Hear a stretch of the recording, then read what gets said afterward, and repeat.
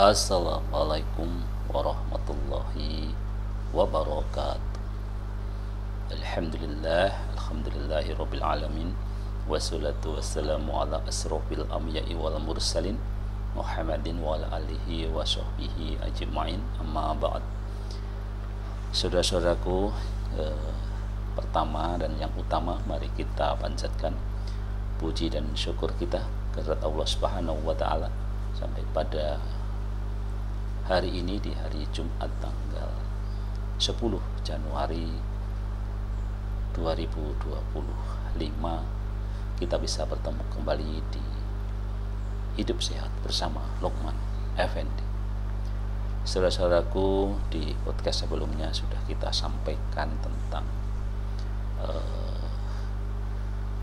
apa itu kunci hidup sehat ya.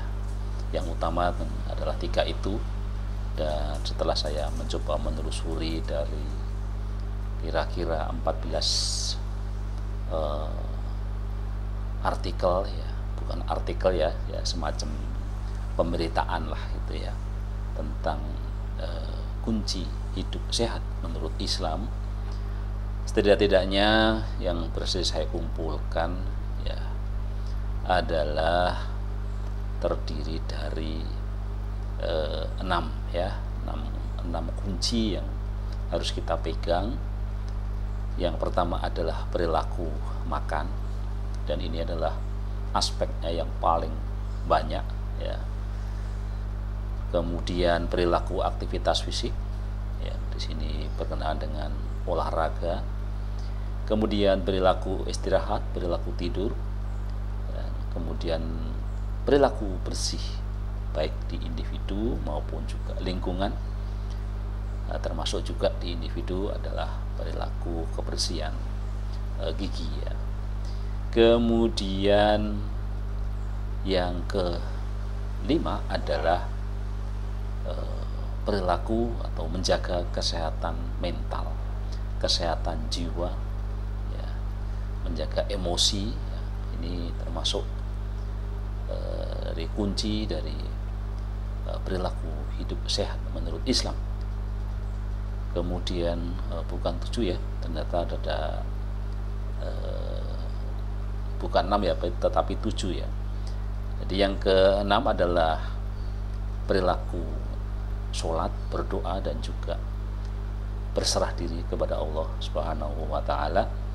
Dan yang terakhir adalah perilaku menjaga hubungan sosial yang baik, yang dalam bahasa saya adalah menjaga silaturahim ya. Jadi itu adalah 7 kunci hidup sehat. Dan di antara 7 kunci hidup sehat itu, maka pembahasan yang paling panjang adalah pada perilaku makan ya. Dan pada hari ini dan hari-hari ke depan kita mencoba untuk membahas perilaku makan ini secara lebih rinci, lebih detail ya, terhadap baik isu-isu lama maupun juga isu-isu baru ya. Karena tentang perkembangan ya, seperti hari ini kita bisa melihat begitu banyak anak muda kita ini sukanya adalah makanan-makanan yang ekstrim, saya bilang ya. Ada ekstrim panas, ekstrim dingin, ekstrim pedas ya, ekstrim asin, ekstrim macam-macam. Dan bagaimana itu nanti juga pandangan dari sisi Islam, juga dari sisi kesehatan ya. Dari perilaku makan ya, dari 14 judul yang sudah saya kumpulkan itu ya, kalau yang lain-lain paling 1-2 ya variasinya. Untuk perilaku makan itu cukup banyak variasinya ya. Yang pertama berkenaan adalah tidak makan berlebihan ya. Ada yang menyebutnya dengan makan secukupnya, ada yang menyebutnya dengan jangan terlalu kenyang ya, ada yang menyebutnya dengan makan sesuai dengan porsinya, dan juga ada yang mengatakan berhentilah makan sebelum kenyang. Jadi semuanya itu termasuk dalam konteks perilaku tidak makan berlebihan gitu ya. Kemudian makanan yang menyehatkan ya, karena ada makanan yang tidak menyehatkan tentu saja ya. Kemudian minum dengan duduk ya, ini satu adab di dalam Islam ya. Kemudian juga masih berkenaan dengan perilaku makan adalah makan makanan yang halal dan thoyyib. Ya, ini juga pembahasannya cukup panjang ya. Kemudian pembahasan yang cukup panjang juga adalah puasa, ya, membiasakan puasa. Ini bagian dari perilaku makan orang Islam ya, baik puasa wajib di bulan Ramadan maupun puasa sunnah ya, ada puasa bulanan, puasa tengah bulan ya, ada puasa Senin Kamis, ada puasa Daud, kemudian juga ada puasa Syawal dan puasa-puasa yang lain ya, ada beberapa puasa sunnah dan juga puasa wajib ya. Intinya bagaimana membiasakan puasa dan bagaimana hubungannya dengan kesehatan kita. Kemudian yang agak spesifik tadi makan dengan tangan kanan gitu ya. Kemudian lebih luas lagi menjaga adab ketika makan dan minum ya, adab-adab yang harus kita pegang.